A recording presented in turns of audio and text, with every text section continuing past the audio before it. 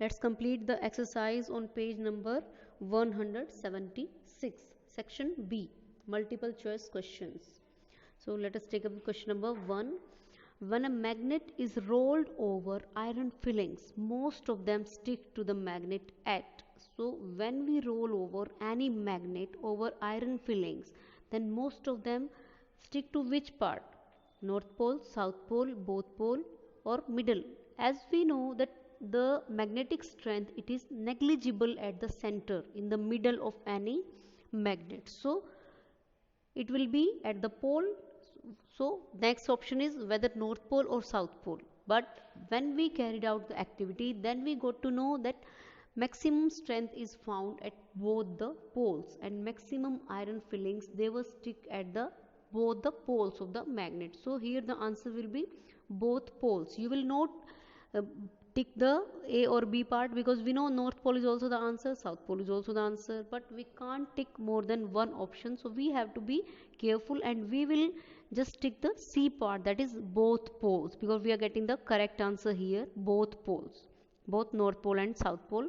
Most of the iron fillings, they will stick at the poles. A freely suspended magnet points in the dash direction. So a freely suspended magnet, when we suspend a magnet freely, when it is left free, in which directions are shown by the magnet? As we know the directive property of any magnet, that when we freely suspend any bar magnet, it will always rest in north south direction. So here the answer will be part A, that is north south direction. It represents the directive property of a magnet, which was used by the navigators in earlier times while they were on their voyages, because it always points toward north south direction, and it helped them to find where is the north direction, and they always got help from the magnetic compass by this method. So in this way, the Chinese, they also named the magnet as the leading stone. When the north pole of a magnet is brought near the north pole of another suspended magnet, what takes place? So here he is saying, when the north pole of one magnet, when we bring it near north pole of some other magnet, then what will happen? North pole is going towards north pole, so same poles are there, like poles are there.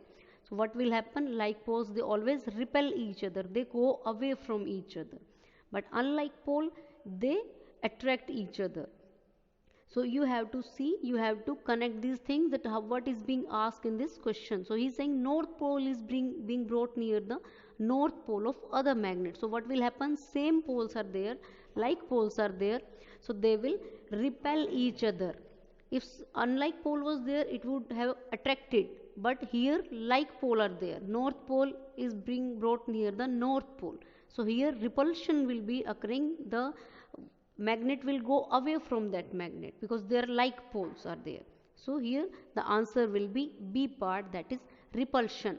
When we bring the like poles near each other, they will always